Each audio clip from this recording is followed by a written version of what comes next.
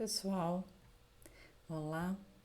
Vamos falar então aí, entrar nesse assunto importante, né? Esses conceitos importantes aqui dentro da química, que é a respeito da forma, né? Como que os átomos interagem entre si para gerar substâncias químicas.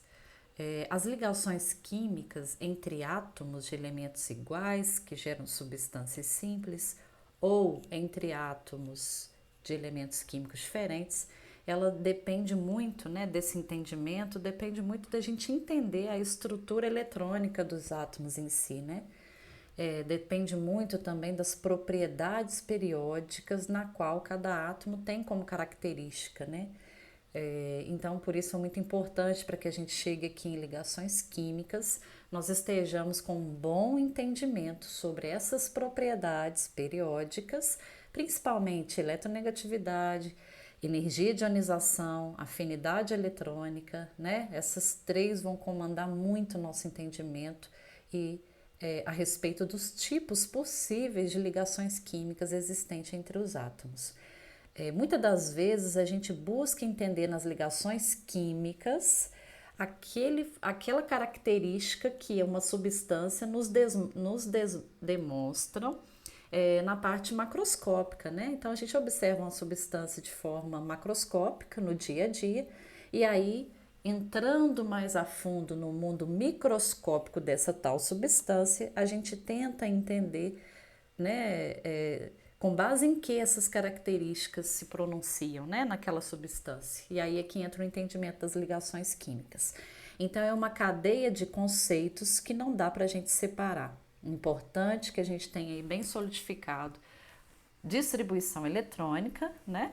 E as propriedades periódicas. Basicamente, a gente vai ver aqui na química básica as ligações iônicas, entender um pouquinho, né, das substâncias na qual os elementos ou os íons se ligam por ligações iônicas e entender um pouquinho quais são as propriedades macroscópicas de substâncias na qual seus átomos se ligam por ligações covalentes.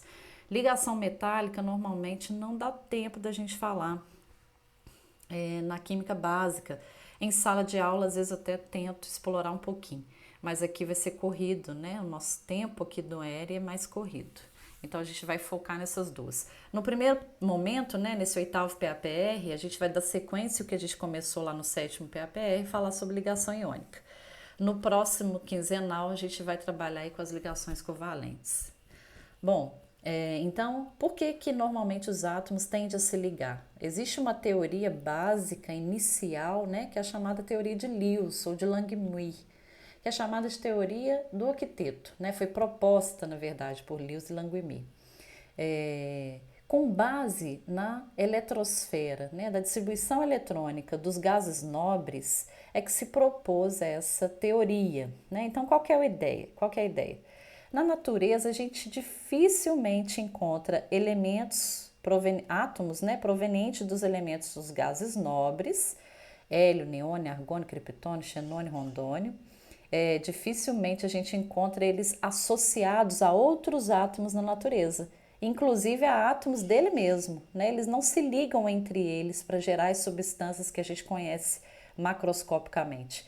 Então eu tenho, por exemplo, se eu tiver um botijão de gás de hélio, eu só tenho átomos de hélio isolado na sua forma gasosa, sem interagir um átomo com o outro, tá? E aí isso aí gera a sua substância na forma mais simples, cuja atomicidade é 1. Diferente, por exemplo, do que se eu pegar um botijão de gás oxigênio, né, um balão de gás oxigênio, na qual só existe átomos de um elemento químico, que é o oxigênio, gerando uma substância simples. Porém, o oxigênio se junta a um outro oxigênio, formando uma ligação química entre eles. Então, eu vou sempre encontrar átomos de 2 em 2 ligados para gerar uma montante que a gente chama de gás oxigênio, na qual a gente enxerga macroscopicamente, né? Então, observando a estrutura eletrônica desses gases nobres, observou-se que todos eles, né, tirando o hélio aí, que é o menorzinho, todos eles finalizam a sua camada de valência, que é a sua última camada, com 8 elétrons de valência, tá? Então, Essa observação gerou uma chamada teoria do octeto, porque inúmeros compostos tendem a formar 8 elétrons na camada de valência para gerar essa estabilidade, que é parecida, né? Tem essa similaridade com a camada de valência dos gases nobres. Então, Lewis propôs essa relação na qual os elementos, os átomos de um determinado elemento químico, tende a obter 8 elétrons na camada de valência para adquirir uma estabilidade eletrônica proposta, né, apresentada pelos gases nobres. Tem até aqui uma imagenzinha muito bacana, um GIF, né, mostrando o seguinte: o flúor, que é um elemento químico mais eletronegativo da tabela periódica, ou seja, ser mais eletronegativo, automaticamente tem a maior afinidade eletrônica, né? Ele quer muito um elétron, receber um elétron na sua eletrosfera. Ele tenta de todas as formas arrancar um elétron do átomo de hélio, tá vendo? Ou seja, com toda a força que o flúor tem para atrair um elétron, né? Mais forte de todos os elementos da tabela periódica, ele não consegue nem abalar as emoções de um átomo de hélio. Olha lá, é tranquilo, lixando sua unha, e os 2 elétronzinhos dele bem estável. Claro que não está parado, isso aqui é só uma forma, né, uma forma da gente representar. A gente já sabe que o elétron se comporta como onda e como partícula, então não existe localização adequada para ele, mas estamos representando aqui o quanto que mesmo um átomo muito ávido por elétron, como o flúor, não consegue desestabilizar a nuvem eletrônica de um átomo de hélio, que é um gás nobre, tá? Então, só para a gente entender bem o quanto que entender propriedades periódicas vai nos dar esse respaldo para entender ligações químicas. Então, vamos lá. Vamos iniciar aí fazendo a seguinte análise. Vamos supor que eu tenho um átomo A e um átomo B, que querem se ligar entre si. Estão doidos para fazer uma união entre eles. Aí a gente vai fazer uma seguinte análise com relação a essa propriedade aqui, ó, eletronegatividade, tá? Se, porventura, o átomo A e o átomo B forem provenientes de elementos químicos na qual a eletronegatividade para eles é semelhante, ou seja, eles são ávidos por elétrons de forma semelhante, né, com intensidade semelhante, aí a gente vai partir para a seguinte identificação, ó. Tipos de átomos que têm eletronegatividade semelhante, eles são metais? Se eu estou dizendo que átomos vão se ligar entre si e que são de natureza metálica, né? Então, possuem semelhança na eletronegatividade, a união entre eles possivelmente vai gerar uma ligação química chamada de ligação metálica. Se porventura eu estiver avaliando átomos com propriedades não metálicas, porém entre eles existe uma semelhança em termos de eletronegatividade, então o tipo de ligação mais provável entre eles vai ser ligação covalente, tá? E aí, dentro de ligação covalente, nós temos uma outra análise a respeito da eletronegatividade. Não metais que se ligam entre si por ligações covalentes, que possuem uma eletronegatividade muito próxima mesmo, vão gerar substâncias chamadas de covalentes apolar, que não vai ter polaridades positivas nem negativas. Por quê?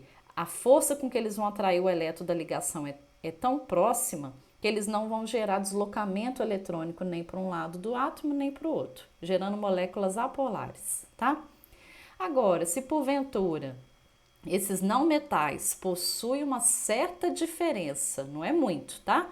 Mas possui uma certa diferença na eletronegatividade, então vai gerar uma ligação covalente polar, porém, é uma ligação covalente de compartilhamento de elétrons, porém com uma certa polaridade.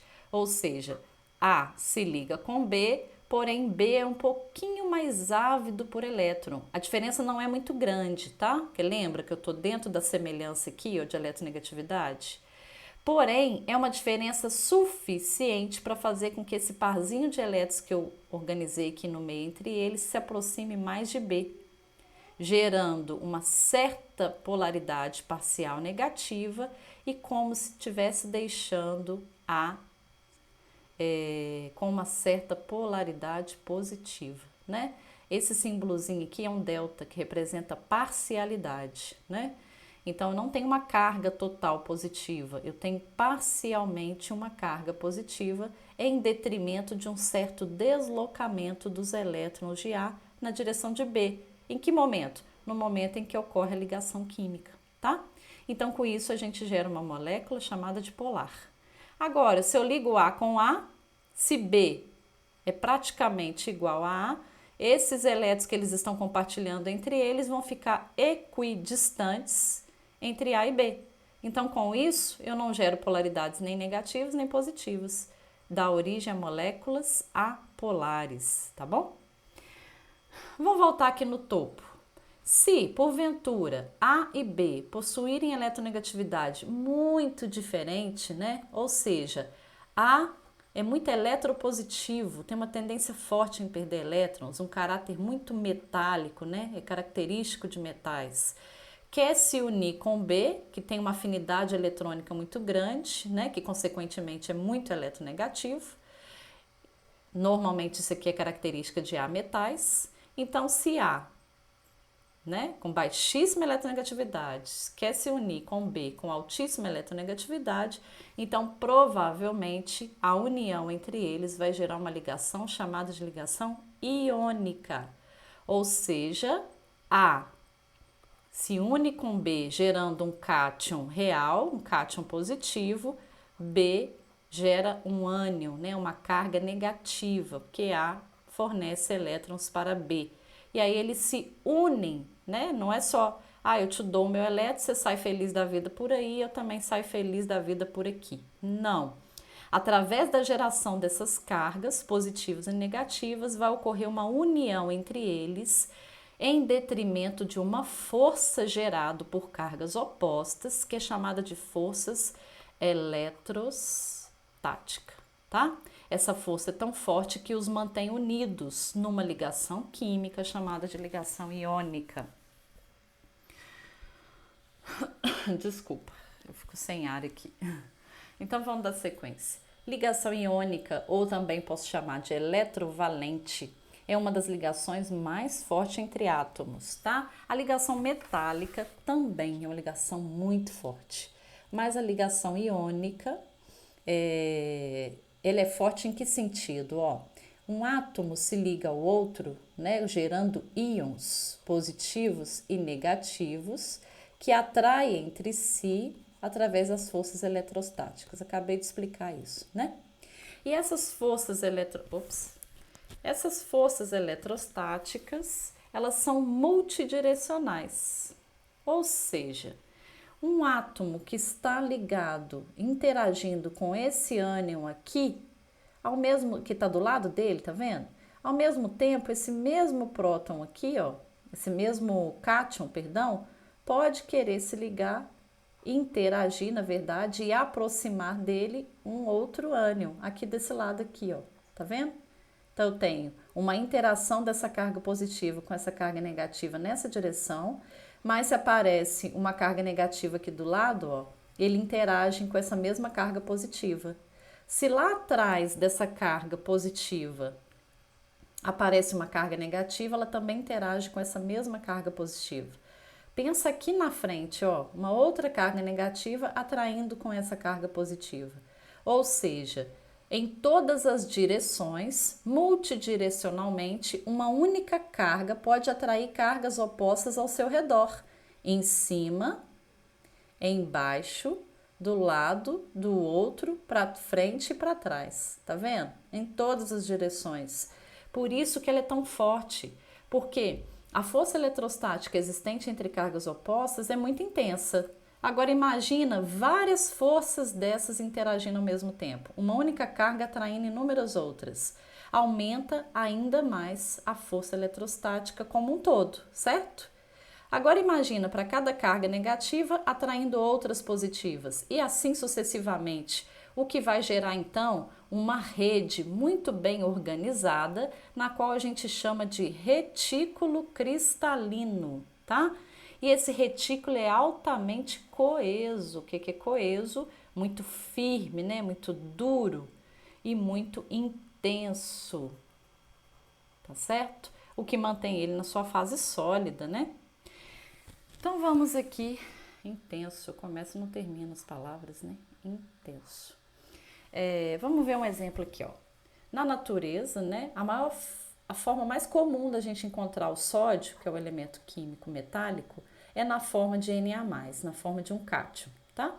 E a forma muito comum, não é a mais comum, mas uma muito comum de encontrar o cloro é na forma de ânion, Cl-, que a gente chama de cloreto, tá? Depois a gente vai aprender as nomenclaturas. Esse cátion e esse ânion se unem para gerar uma ligação química chamada de cloreto de sódio, uma substância, na verdade, chamada de cloreto de sódio, na qual a união entre esses dois íons é através das ligações iônicas, né? Se a gente avaliar bem, o sódio, né, tem um elétron na sua última camada, ó, 2, 8, 1, 2 na primeira, 8 na do meio, um elétron na sua última camada. E o cloro possui 7 elétrons na sua camada de valência. O sódio está cá no início da tabela periódica, com uma alta eletropositividade, ou seja, uma alta facilidade em se transformar em um. Mas que coisa, esse trem passando toda hora. Uma alta possibilidade de se transformar em um cátion, e o cloro, né, no extremo da tabela periódica, com uma alta necessidade, né, ávido por elétron, com uma alta afinidade eletrônica, né? Então, a diferença de eletronegatividade entre eles, muito provavelmente, é enorme, né? Gerando, então, uma ligação iônica entre eles.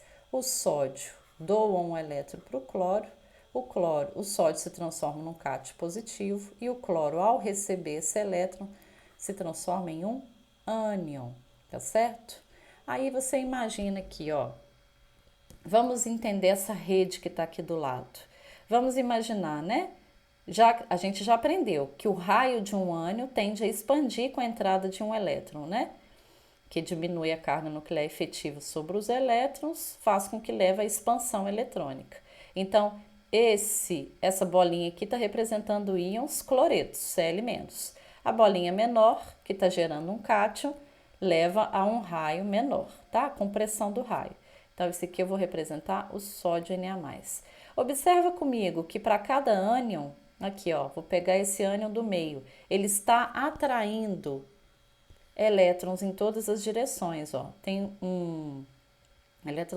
tem um cátion aqui embaixo na direção dele, tem um aqui na frente, tem um aqui atrás, né? Tem um aqui na frente, do lado e do outro na mesma direção interagindo com esse ânion. Aqui em cima poderia ter mais um, fazendo uma sequência muito bem organizada, como eu estou demonstrando nesse retículo cristalino aqui, tá? Então, quando a gente fala que tem um cristal de qualquer natureza, de qualquer substância que seja, é porque ele é altamente organizado, tá bom? Cristal vem de organização. Então, eu só posso dizer que tem uma rede cristalina ou um retículo cristalino quando eu tenho espécies, que nesse caso são cátions e ânions, altamente organizados, tá? E isso leva a uma alta coesão. Então, esse é um exemplo aí mais trivial e mais simples que todo mundo utiliza para explicar ligações iônicas, né? Porque é uma substância muito... Licença, gente. É uma substância muito comum na natureza, né? O cloreto de sódio está presente na água do mar. A gente sabe que a água salina, né? A água do mar, ela corresponde a 3/4 a ocupação dela, né? 3/4 do planeta. Então, a gente tem uma abundância muito grande dessa substância e se a gente avalia a fundo, a gente vê essa explicação, né? Encontra essa explicação aí dentro das ligações iônicas, tá certo? Eu vou só parar um pouquinho aqui e vou continuar esse vídeo, porque eu tô precisando tomar uma água aqui, tô sem ar já, tá bom? Eu volto nesse vídeo aqui de novo.